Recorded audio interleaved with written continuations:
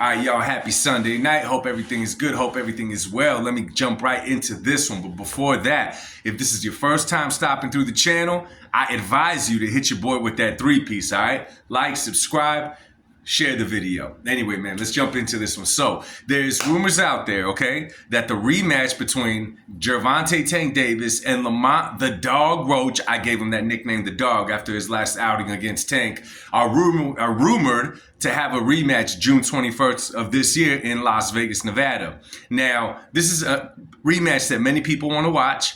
Both fighters obviously want the rematch because of what ended up happening after the first one. If you've been on another planet for the last couple of months, let me tell you exactly what happened. The fight that was supposed to be just something like a walkthrough for Tank Davis, right? I mean, he received a lot of criticism, rightfully so, for choosing to fight Lamont Roach at this stage of his career. Obviously, Tank Davis has all the potential. He has the power, has the speed, has the boxing IQ to be competing against other guys in his division that would put more of a competition that would be a much harder fight for him. Tank is even good enough to where he can move up to a division like 140 and really challenge himself, and that's what he's been expected to do for a few years now. Nonetheless, he's a draw, he makes money, whatever. So, to my surprise, and the surprise of many, when him and Lamont Roach met up in the ring at the Barclays Center, the first of this month, it surprised all of us.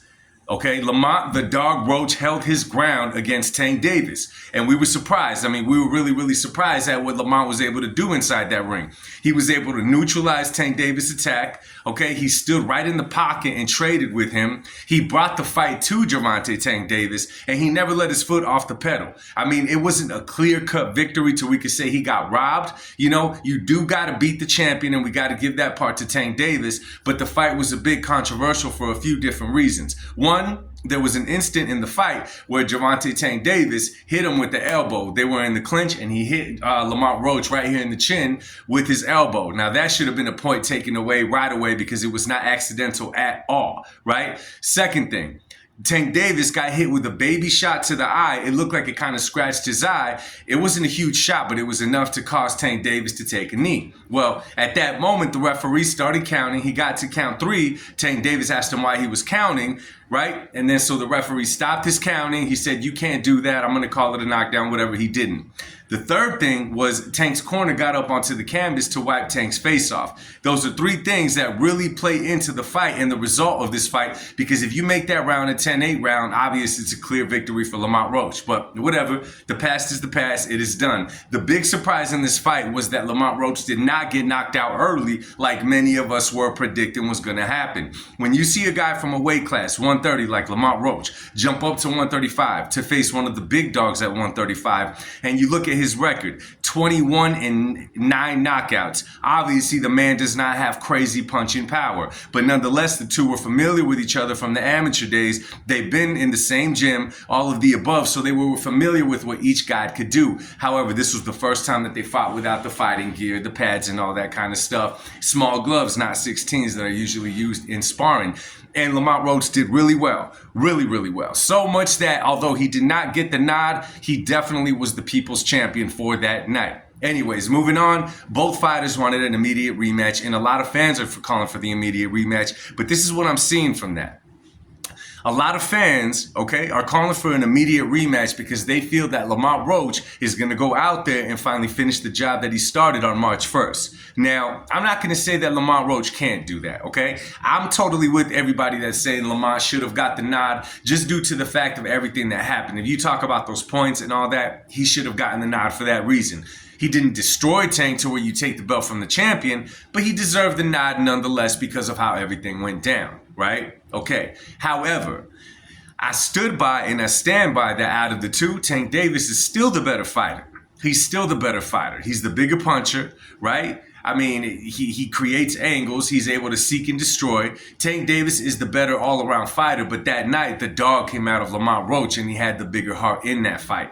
But jumping into a rematch, you know, I think many people are thinking that Lamont's going to go in there and, like I said, finish the job. I think many people think that finally Lamont's going to go in there and get a victory over Tank Davis. I think that people are thinking that, but I don't see it that way. Now, I've been wrong in the past. I've been definitely wrong in the past. But in boxing, you guys know that there's a lot of stories that replay.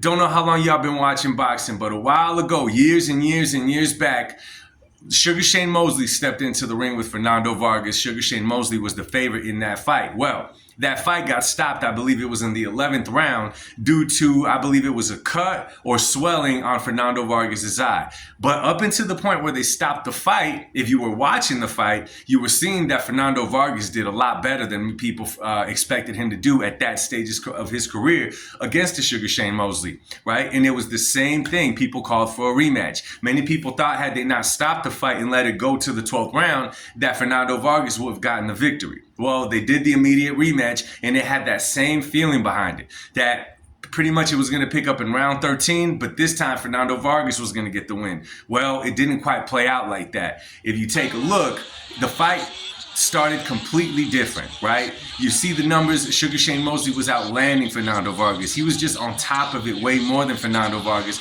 and ended up getting the stoppage in the 6th round. That's how I see a fight playing out in a rematch between Tank Davis and Lamont Roach. Listen, Lamont Roach, the night that they won, happened to be on his A++ game. He just happened to do everything perfect inside that ring that he was supposed to do. Everything he was supposed to do. Tank Davis caught a surprise that night. Okay, he caught a surprise. I'm not going to say that Tank Davis had an off night, but that night Lamont was the better guy out of the two.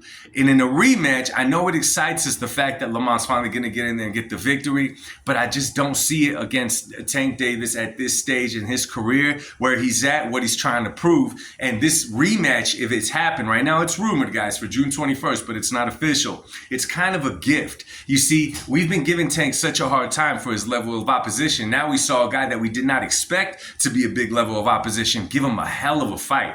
Now this fight is going to build a bigger crowd. Now it's going to get more buys. Now he's going to get a pass on his level of opposition because of what Lamont was able to do the first fight. And I think that he's going to come ready. Now, you guys know me. You know my channel. I've been highly criticful of Tank Davis in the way that he moves in his career and the way they handle him in his career. I feel like he's been given many, many passes in the sport of boxing, and he's just kind of elevated like a product of the sport. But if the two fight again, I believe that we're going to see the result that we thought we were going to see in the first fight.